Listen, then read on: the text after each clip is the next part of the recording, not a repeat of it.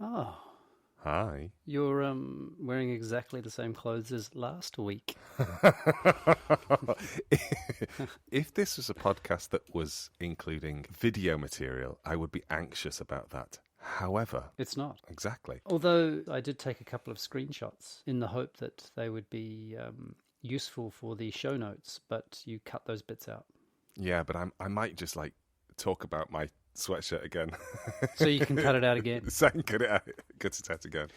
So Or I'm going to not. turn you off. Okay. See how we managed to avoid that one. We could have each weekly bets as to when the Kinsey scale will be discussed. Oh, I just did it. Yeah, I did wonder this morning when I was walking the dog. I was thinking, was that a little bit sort of flippant and dismissive of a conversation that we had last week that was actually quite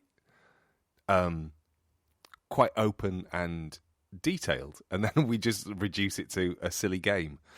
Yeah, But that is interesting, isn't it? Because of course that's doing precisely what I've done all my life. And also, I guess if you just dropped into that episode without having heard the one before, you'd be going, "What? What's a strong six?" I think we start with saying it's a strong Kinsey six. So there is the sense that even but if we you don't know drop what into you don't know what the it is, though. No, I guess no one will exactly. ever know. No one will ever know. But I was thinking, I don't know if this is relevant, but I was putting Jeffrey's poo in a bin as I was having this conversation with myself in my head, thinking, I wonder if that undermines the openness and honesty of the conversation that we had about, sliding along the scale and maybe being a 2 or a 3. So but that you were doing that while putting Jeff's shit in a bin, a skip? It was a bin. It wasn't a skip. I You don't weren't- hire. you weren't- I don't hire building skips to dispose of Jeffrey's ordure. That was just that was an unrelated fact, right? Yeah. Oh, yeah. It was. You weren't triggered into thinking about No. sliding. No, what happens is when I come back from the walk, Bob says, "Tell me everything that happened on the walk." Ah, And I told her everything that happened on the walk, and that includes the points at which Jeffrey poops and where I collect it and everything. Who we saw, what we sniffed, wow. who we barked So it's really at. you're doing a sort of a documentation of walks with Jeff. I am doing that, yeah, but entirely just through language. But what was interesting is because I've got into this habit of collecting the experience of walking to bring it back to Bob, there are certain sort of flashbulb moments where I can remember what I was thinking about in a particular moment because, I'm just sort of more attuned to remembering things. Okay, gotcha. So it is that aid memoir where you Exactly put things that. So in different rooms in a house. And, Exactly. but it just happens to be that the things you're putting. are bags of dog shit into various bins. Well, it's better than leaving them hanging on trees, which Oh. is quite the thing in this country. Why is that less obnoxious than just leaving poo on the floor?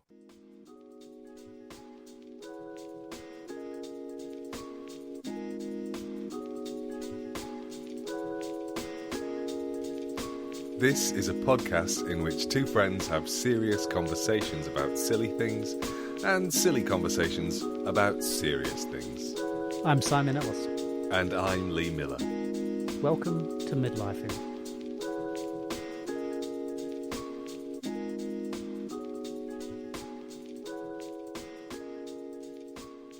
I don't know if it made the cut last week, but I mentioned that we'd had some trouble with our freezer.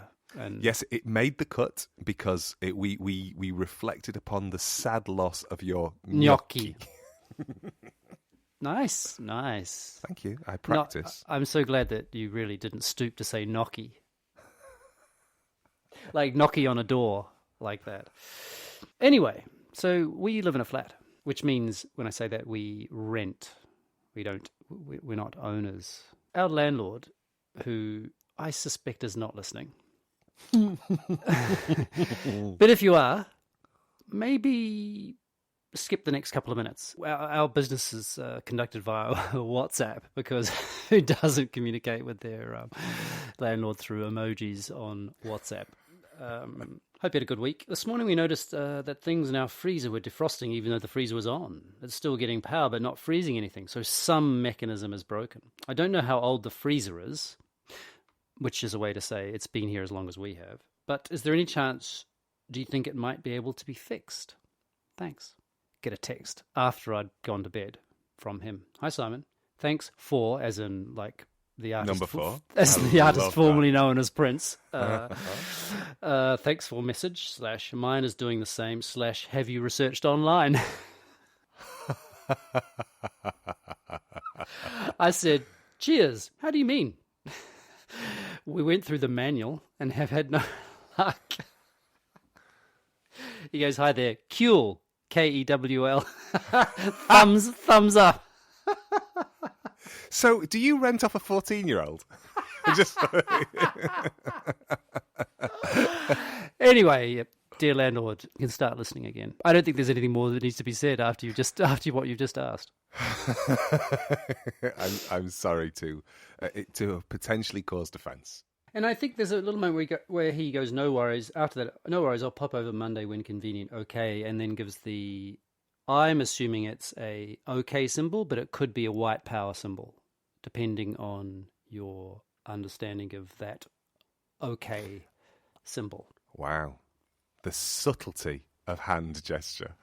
The subtlety of hand gesture. This is why we can't communicate only in emojis. We need some context. I do have some friends who are extraordinary, and I think there tend to be people with teenage children that they have adopted and are able to emojify the shit out of a text message. And I love it. But there's also a part of me which goes, oh, it must take so long.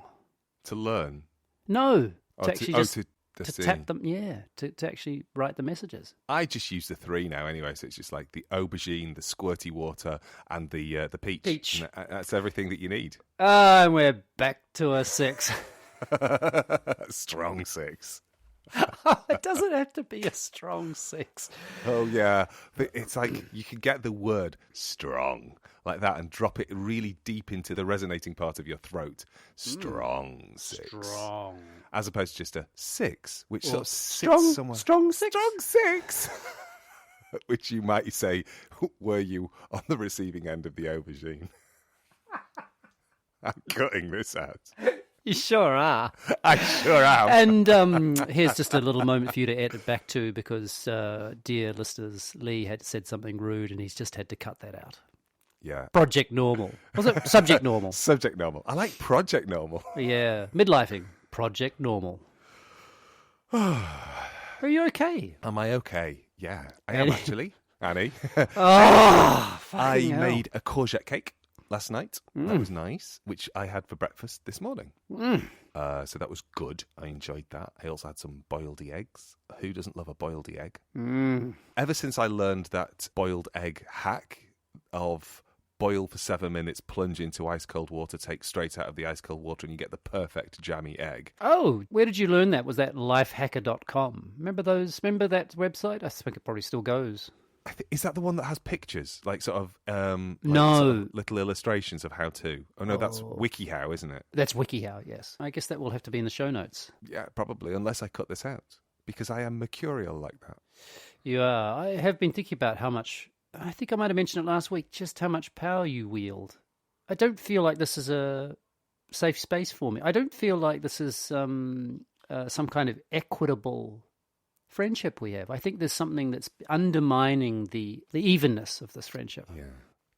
So you've got the joy of a new freezer coming, or somebody coming to fix? Well, no. What I've done is we defrosted it completely. Gotcha. Got it back to project normal room temperature, and then this morning I have turned it back on, shut the lid, and just turned the thermostat up.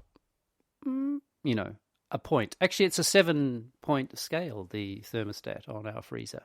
We've got a Kinsey scale. Kinsey scale freezer. It goes 1 to 7, not right. 0 to 6. Yeah, just so it's that's a little confusing. Missed an opportunity. Yeah. Also, because 0, I think, would be a little confusing with. Anyway, I always have that slight moment with thermostats. Is when I turn this to 5, it's making it colder, right? Would that be your? Yeah, I would say that in a fridge or freezer context, the higher the number, the colder the experience. Yeah. It is counterintuitive, isn't it? Yes, of course. Yeah. So I've just turned it up a little bit, and I'm going to put it on, leave it on for a couple of hours, stick my head in, and go, oh, it seems to be getting cold, or it's not. I suspect it won't, or it might get a little bit. I don't know. It'll anyway. And so at that something to look forward to. Yes, it is, and I set a timer, and I'm a timer setting kind of person, which is probably not a surprise for you. I know that you set timers because I have been in your flat when varying timers have gone off because you have varying projects all going on at the same time. It's like being in a kind of a plate spinning experiment. A plate spinning oh dear, I'm not sure whether to be flattered or appalled. Oh, be flattered. Yesterday I had a timer on while I was walking Jeff in the evening because I had a cake in the oven, the aforementioned courgette cake. Mm-hmm. And I didn't want it to catch on. So I put a timer on that would go off 5 minutes before the timer was due to go off at home, which was due to go off 10 minutes before the cake was due to come out. I see, I wouldn't remember that kind of complexity. Which is why I set the timer. So I knew that that's when like it went like off, Inception for knowing when to... It kind of is, isn't it? When the timer goes off in my pocket, it means I have to head home in order that I can hear the timer in the kitchen in order to be able to say, there's another 10 minutes. Somebody Bob and I know said, hi, Lee, how are you? I said, I can't talk, I have a cake in the oven. That was my only response. And Bob was with me on the walk and she said, I guess I'll be talking to him then. Because I just carried on walking and made her have a conversation. Because I haven't got time for this. Great. Jeffrey needs to get to the corner for him to be able to satisfy his evening exercise needs. So the weird thing about the freezer, to go back to answer your question, is that I'm going to get a sense of that, and then I think I'm going to say to the landlord, I don't quite know why he's saying he'll pop over and take a look, because if you knew our landlord, you would know that he is not a freezer expert. So, in fact, I imagine you probably could have guessed.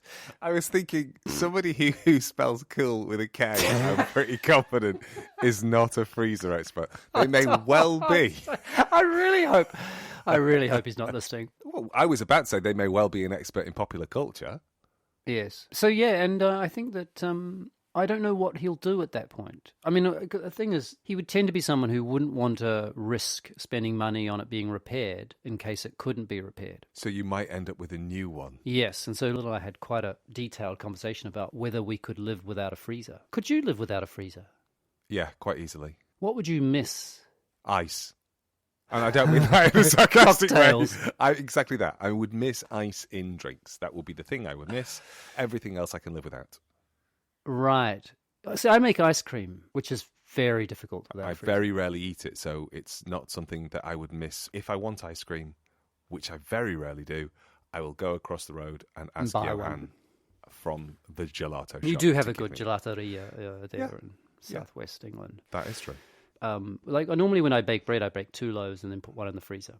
Gotcha. So we'd have to find a place for the second loaf, or I just bake one at a time, which increases, it's a little bit of a faff. And we do tend to make things that we think, let's put that in the freezer and eat it on a day when we don't feel like cooking. Yeah. There's a bit of that going on. But I think it's possible that we could live without a freezer. Yeah. Also, saving, I mean, they're not cheap things to run. Oh my Lord, that came from nowhere. I went outside this morning to have breakfast with my nephew. Right, I thought you went outside just to snort pollen off leaves. So I shamed myself because he just got a pain de chocolat and I got an entire almond chocolate croissant and a cinnamon bun. And my 6'3", 16-year-old nephew had one little thing and I had two.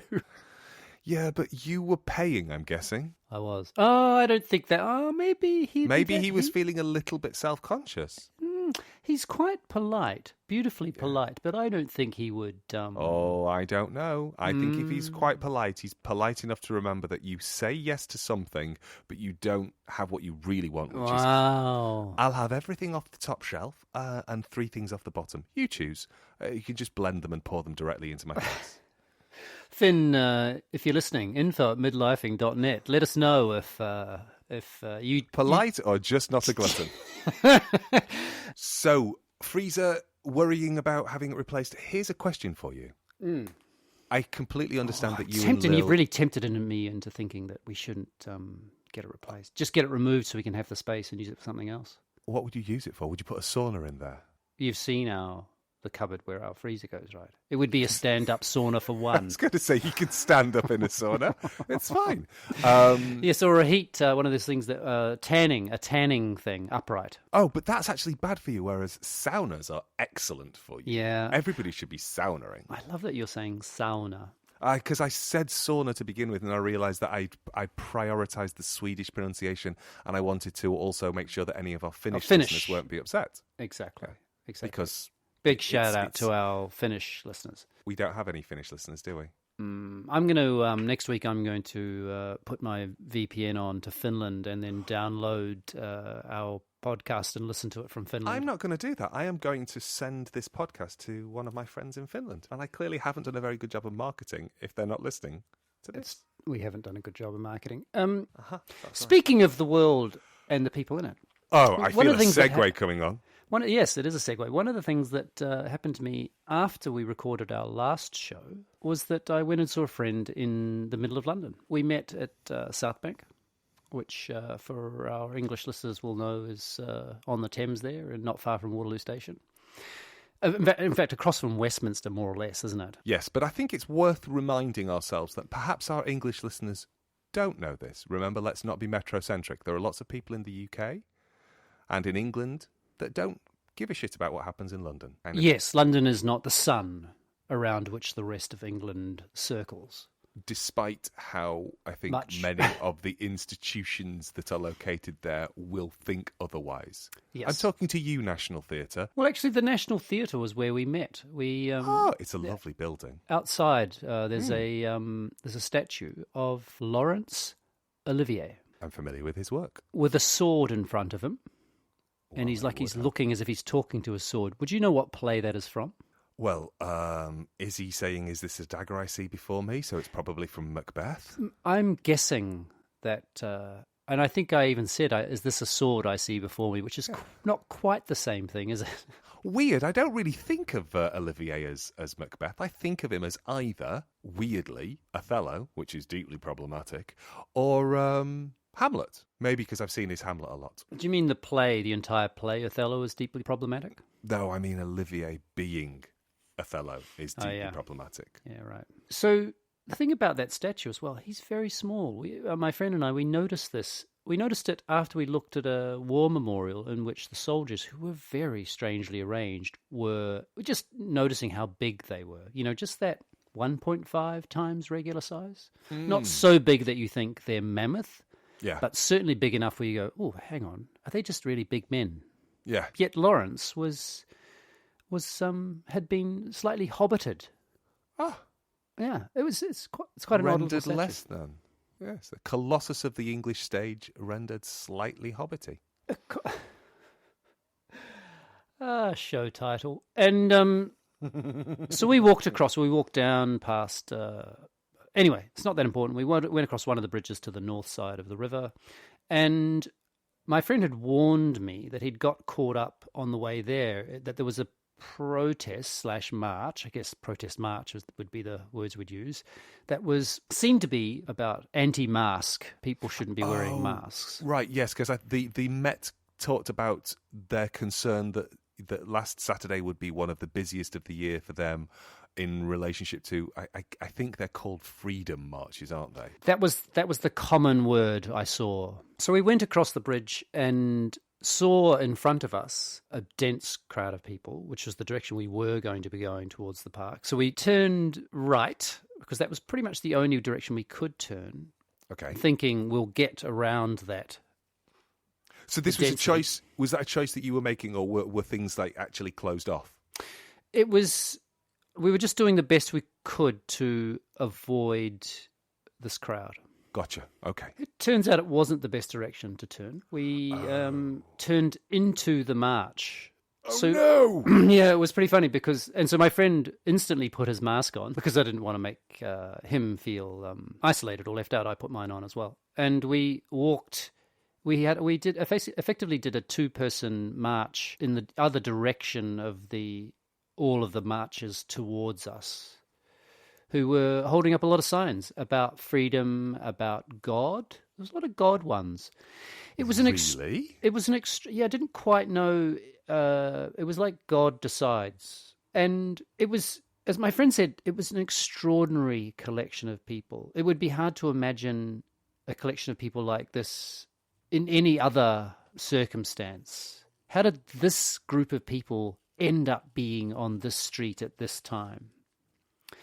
And it was very hard to know what it was. That's why it's interesting you say Freedom March, because it wasn't clear necessarily. But I guess what I'm saying is that they seemed to be there for many, many different reasons. Yeah. There was no underlying... It was definitely a sense of vaccinations and masks being ridiculous or being unverifiable. And also a very strong sense of hoaxes. Right. So this is where that complexity of communities coming together starts to coalesce, because anti-vaxxing is one thing, but QAnon is another. But they've been sort of corralled into a similar place, haven't they? There seems to be a lot of overlap. I know that in the early days of the lockdown, the first one, there were quite a lot of think pieces about marriages that had broken up because one or other of the partners had fallen down a conspiracy theorist rabbit hole. Yes. Starting with, this lockdown feels a bit tricky, to masks don't do anything, to the vaccine is going to put chips in you, to everybody knows that Hillary Clinton is actually a lizard and she sacrifices children in a pizza shop. That's right. It's there are not many degrees of separation between the first one and Pizzagate. No, except of course it's really you say that out loud. Masks don't necessarily work to somebody is a lizard. It feels like there should be a lot of degrees. So you were experiencing that sense of mixture. Exactly, and I think I don't know this, but united by, I would say, an extraordinary lack of trust in, I'm going to just say, institutions. Yeah. Particularly institutions of governance. Okay. And I don't mean the government per se, but yes, but also science as an institution and the way in which it is is almost entirely responsible for our health.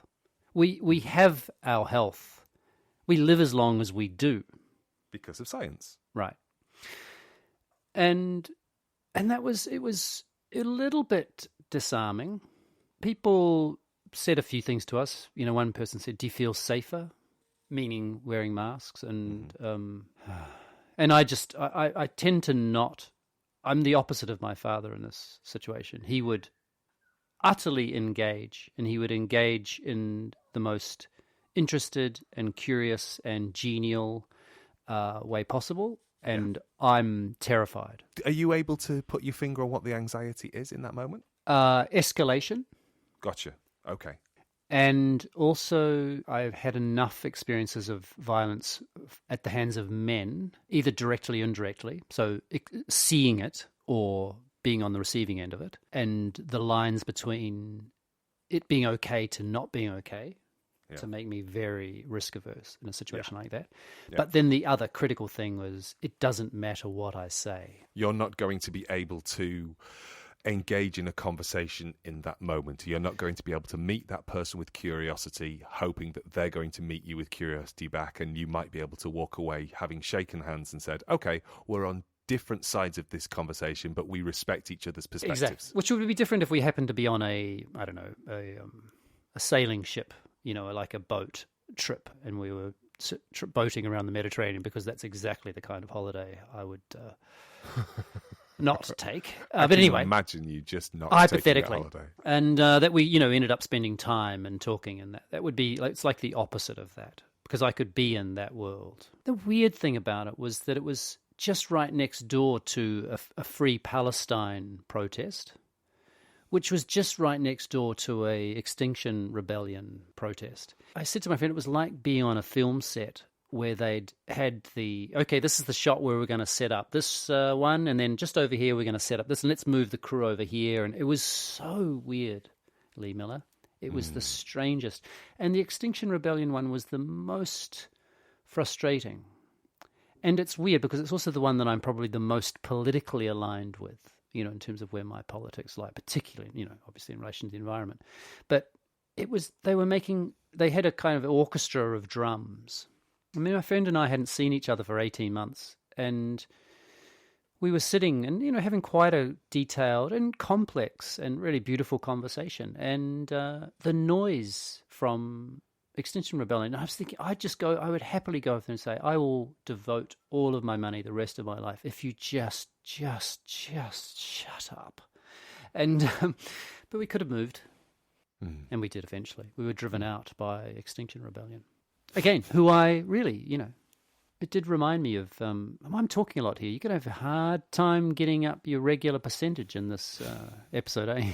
It's okay. I've got so much from other episodes I could just put in. Don't worry about it. Okay, phew. I was a little concerned for you then. But I was reminded because have I told you this? My dad he was a big protester. No, you've never said that. Yeah, he was protests, marches, he was always. And one of the things he understood about protests, which I think is really interesting when I was looking at Extinction Rebellion, again, who I'm so with them. Like I'm so with what they're doing in terms of civic disruption. So yeah, I'm not trying to us and them Extinction Rebellion, not for a second. And my father was really interesting because he understood that how he looked and how he dressed mattered when he protested. And that the thing he could best do, and these are mostly, he was big on anti-apartheid marches, like his thing was about protesting against the apartheid regime in South Africa. And he would wear a suit. Right. He never wore a suit, Lee. Yeah. Next time on Midlifing.